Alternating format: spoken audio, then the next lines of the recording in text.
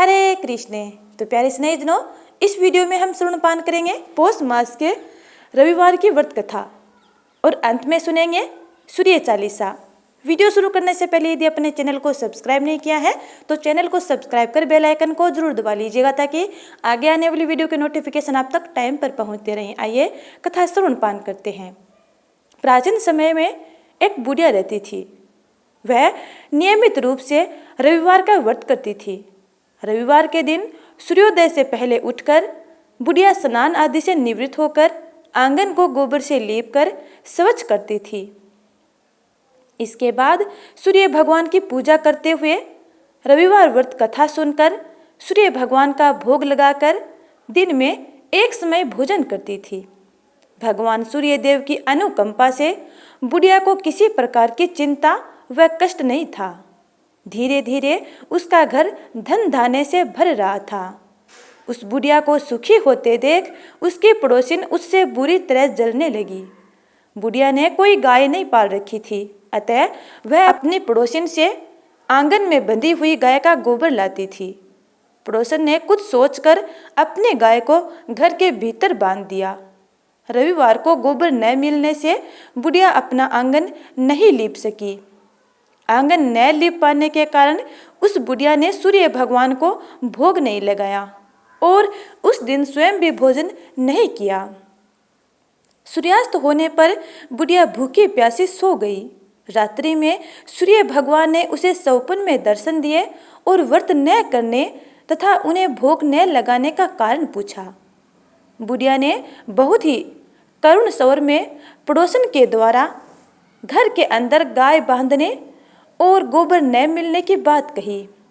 भगवान सूर्य देव ने अपने अनन्य भक्त बुढ़िया की परेशानी का कारण जानकर उसके सब दुख दूर करते हुए कहा, हे माता, तुम प्रत्येक रविवार को मेरी पूजा और व्रत करती रहो। मैं तुमसे अत्यंत प्रसन्न हूँ और तुम्हें ऐसी गाय प्रदान करता हूँ जो तुम्हारे घर आंगन को धन धान्य से भर देगी। तुम्हारी सभी मनोकामनाएं पूरी होगी। रविवार का व्रत करने वालों की मैं सभी इच्छाएं पूरी करता हूँ। मेरा व्रत करने व कथा सुनने से बांझ स्त्रियों को पुत्र की प्राप्ति होती है, निर्धन को धन प्राप्त होता है और अंधे को आंखों की रोशनी प्राप्त होती है। स्वप्न में उस बुढ़िया माई को ऐसा वरदान देकर सूर्य भगवान अंतर्धान हो गए। प्रातःकाल सूर्य उदय से पूर्व उस बुढ़िया माई की आंखें खुली तो वह अपने घर के आंगन में सुंदर गाय और बछड़े को देखकर हैरान हो गई। गाय को आंगन में बांधकर जल्दी से उसे चारा लाकर खिलाया। पड़ोसन ने उस बुढ़िया के आंगन में बड़ी सुंदर गाय और बछड़े को देखा तो वह उसे और अधिक जलने लगी। तभी गाय ने सोने का गोबर किया। गोबर को देखते ही पड़ोसन की आंखें फटी की फटी रह गई। पड़ोसन ने उस बुढ़िया को आसपास न देखकर तुरंत उस गोबर को उठाया और अपने घर ले गई तथा अपनी गाय का गोबर वहां रख आई।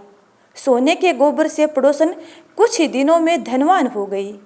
गाय प्रतिदिन सूर्योदय से पूर्व सोने का गोबर दिया करती थी और बुढ़िया के उठने से पहले पड़ोसन उस गोबर को उठाकर ले जाती थी। बहुत दिनों तक बुढ़िया को सोने के गोबर के बारे में कुछ पता न चला। बुढ़िया पहले की तरह हर रविवार को भगवान सूर्य देव का व्रत करती रही और कथा सुनती रही।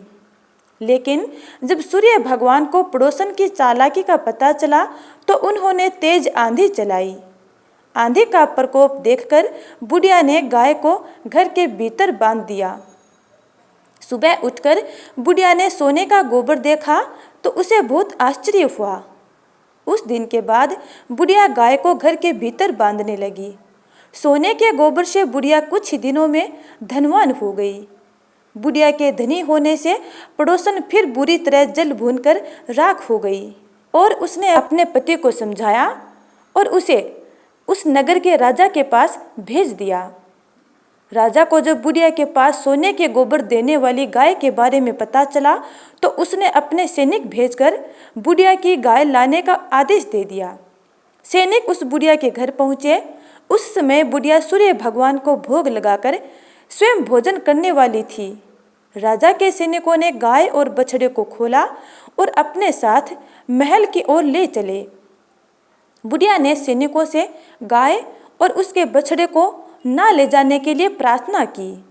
बहुत रोई चिल्लाई, लेकिन राजा के सैनिक नहीं माने। गाय व बछड़े के चले जाने से बुढ़िया को बहुत दुख हुआ।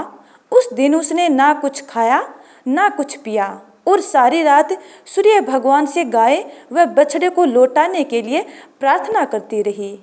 उधर सुंदर गाय को देखकर राजा बहुत खुश हुआ। सुबह जब राजा ने सोने का गोबर देखा तो उसके आश्चर्य का ठिकाना न रहा।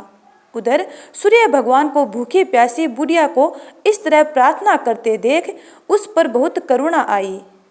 उसी रात सूर्य भगवान ने राजा को सपन में कहा, राजन, बुढ़िया की गाय और बछड़ा तुरंत लौटा दो, नहीं तो तुम पर विपत्तियों का पहाड़ टूट पड़ेगा, तुम्हारा महल नष्ट हो जाएगा। सूर्य भगवान के सपने से बुरी तरह भयभीत होकर राजा ने प्रातःकाल उठते ही गाय और बछड़ा बुढ़िया माई को लौटा दिया। राजा ने बहुत सा धन देकर बुढ़िया से अपनी गलती के लिए क्षमा मांगी। राजा ने पड़ोसन और उसके पति को उसकी इस दुष्टता के लिए दंड दिया। फिर राजा ने पूरे राज्य में घोषणा कराई कि सभी स्त्री पुरुष रविवार का व्रत किया करें। रविवार का व्रत करने से सभी लोगों के घर धन धान्य से भर गए, चारों ओर खुशहाली छा गई, सभी लोगों के शारीरिक कष्ट दूर हो गए। राज्य में सभी स्त्री पुरुष सुखी जीवन यापन करने लगे। हे सूर्य नारायण, जिस प्रकार आपने उस बुढ़िया माई की मंगल कामना पूर्ण की, वैसे ही अपने सब भक्तों की मंगल कामनाएं पूर्ण करना। अब सुनते हैं पौष रविवार की दूसरी कथा। एक साहूकार था, उसके बच्चे नहीं थे। एक दिन सवेरे वो बाहर गया, देखा एक किसान खेत में दाना डालने जा रहा था। साहूकार मिलते ही वो वापस घर लौट गया और बोलता गया, आज तो दर्शन अच्छे नहीं हुए। साहूकार ने सुना, उसका मुंह उतर गया। उसकी पत्नी ने पूछा, आज क्या बात है? साहूकार ने सारी बात तो पत्नी को बताई। तब पत्नी बोली, आज चिड़िया आई थी, वे भी बोली, बच्चे नहीं हैं तो दाना कहाँ से मिलेगा, कहकर उड़ गई। साहूकार को क्रोध आया। उसी दिन से राजा सूरज भगवान की आराधना करने लगा। 12 वर्ष बीते। राणा देजी ने सूरज भगवान से कहा, भक्त पुकार आपने नहीं सुनी तो आपको कोई नहीं मानेगा। तो भगवान को दया आई और प्रकट हुए और बोले, साहूकार, तेरे नसीब में बच्चे नहीं हैं, पर मेरे आशीर्वाद से तुझे एक कन्या होगी। वो हंसेगी तो हीरे मोती बिखरेंगे। उसने घर आकर पत्नी को ये सारी बात बताई। 9वें महीना एक कन्या ने उनके घर जन्म लिया। नायन नहलाने आती तब वह कन्या हंसती मुस्कुराती तो हीरे मोती गिरते। उनको वो नायन लेके चली जाती। 1.25 महीना बीता। साहूकार की पत्नी नायन से बोली, अब मैं नहला दूंगी, और अपनी पुत्री को वह स्वयं नहलाने लगी। जब बच्ची हंसती तो उसके मुख से हीरे मोती बिखरने लगते। अब वो समझ गई कि नायन ने तो खूब हीरे मोती इकट्ठे कर लिए। लड़की बड़ी हुई तो माँ बाप ने सोचा, घर में तो बहुत धन है, घर जमाए रख लेते हैं। एक गरीब लड़का ढूंढा, उसके साथ लड़की का विवाह कर दिया।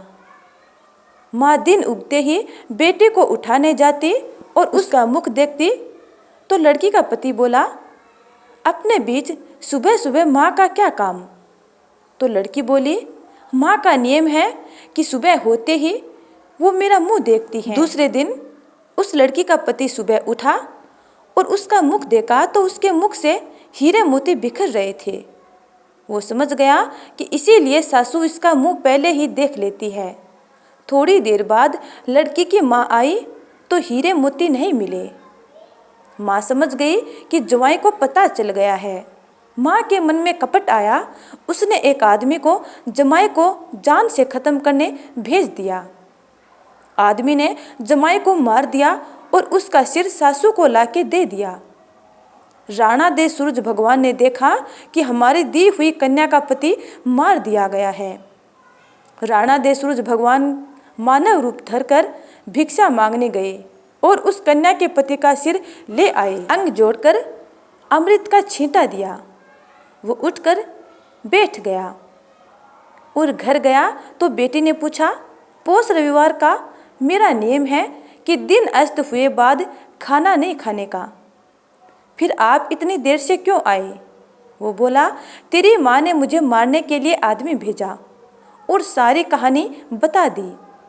बेटी बोली, अब हम यहाँ नहीं रहेंगे। जो माँ मेरा सुहाग छीन ले वो क्या काम की।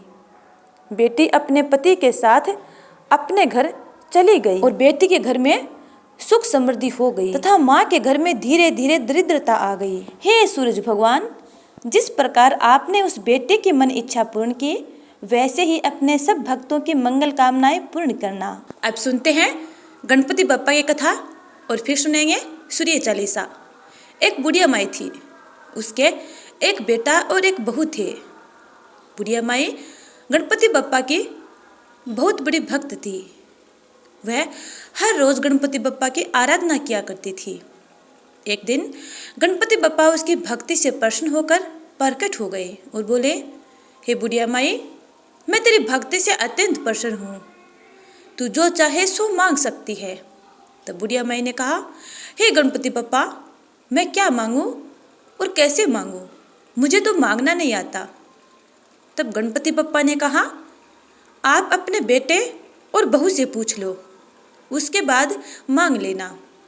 तब बुढ़िया माई अपने बेटे के पास गई और बोली, बेटा, गणपति बप्पा मेरी भक्ति से अत्यंत प्रसन्न हैं और वो मुझसे कह रहे हैं कि मैं कुछ मांग लूँ तो मैं क्या मांगूँ। तब बेटे ने कहा, माँ तू धन मांग ले।